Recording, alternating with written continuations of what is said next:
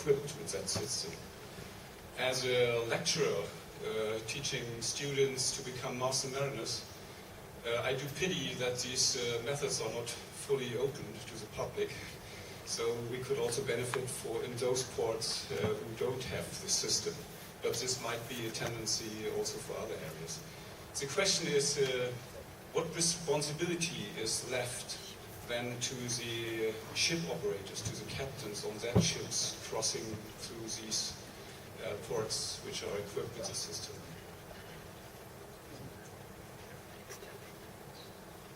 Thank you. Go ahead, David. Yeah, thank you for the question. It's a very good question.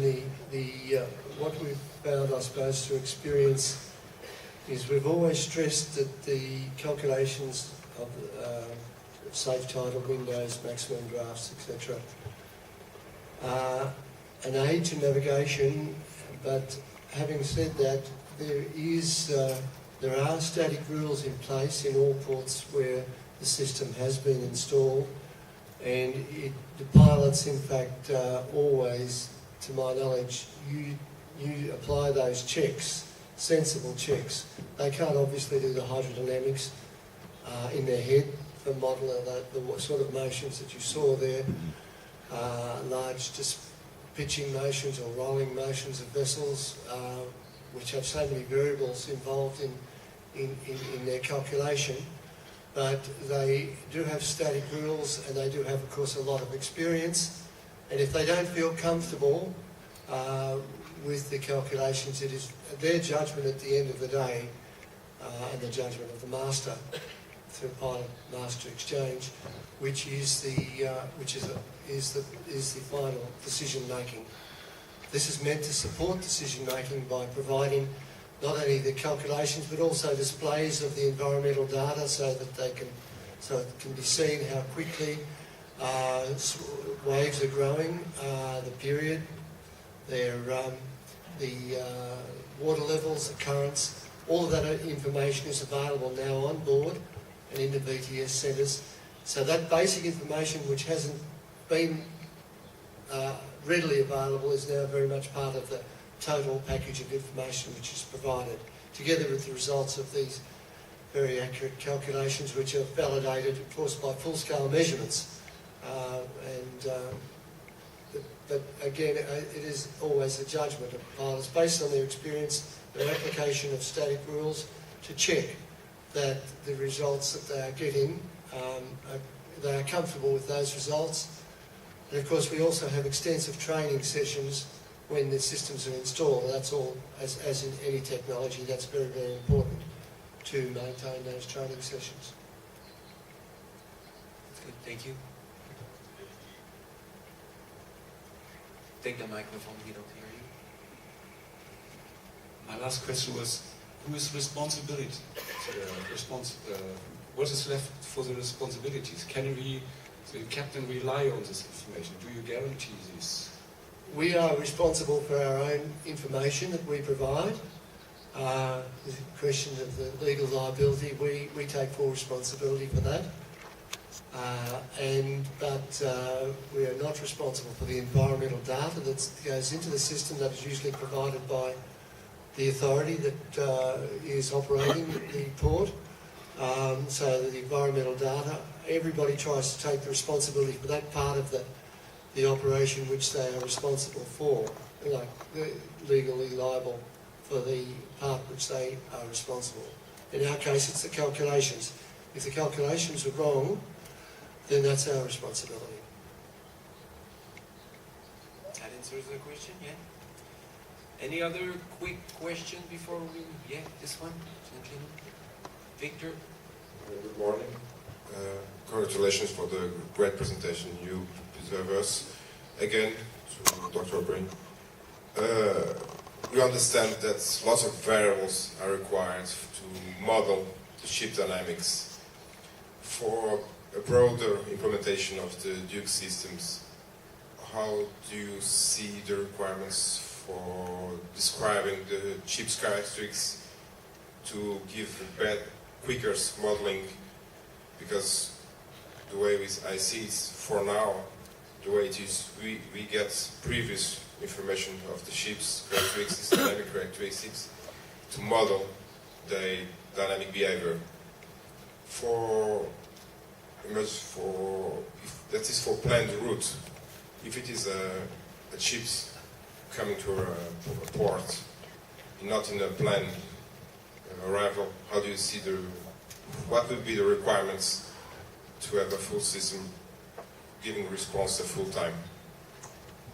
The vessel's dimensions have to be input into the system together with the critical loading parameters which govern the stability response of the vessel.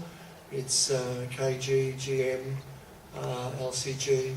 These variables are input into the system, and they're obtained before the vessel, if it's an import vessel, before the vessel begins the transit, so the calculations can be performed before the vessel starts its transit, and the results can be transmitted to the pilot for the pilot-master exchange. But that information is provided through the agent or directly from the vessel and put into the system before the system is used for the transit, the same for export vessels.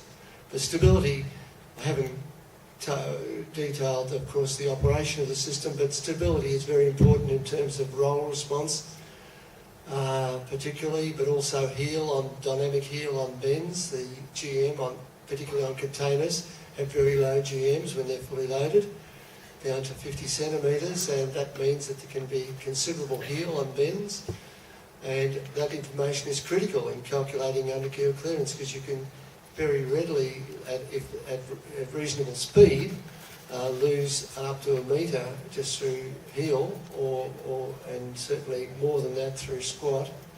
And speed, you may have seen in the examples, the speed control is a very, very major control, I think, in terms of safety, and because a squat is always there, and so is heel. Wave response may not be an issue in many of the Northern European ports. Wave response is not generally an issue. It's controlled by squat and heel as far as underkeel clearance requirements, and of course by the water levels that are available on the particular day.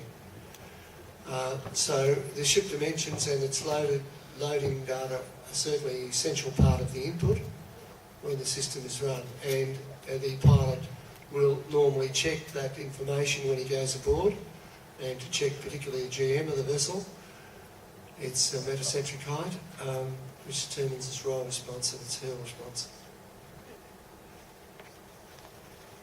Okay, thank you. Time is flying. Time is flying. It's already 12:30. So before we let you go to lunch, I'm sure you're all anxious to go. I'd like to read a short summary of what we have heard this morning with the two first sessions. So we started with recalling many maritime accidents involving both large and small vessels, mostly due to human errors, that aids to navigation were unable to prevent. Again, we heard about technological solutions to avoid those collisions, but the principal message must be the mariners must keep a safe navigational watch, look outside the window. Then we heard about risk, especially with respect to natural disaster, and the terrible loss of life and damage to the environment.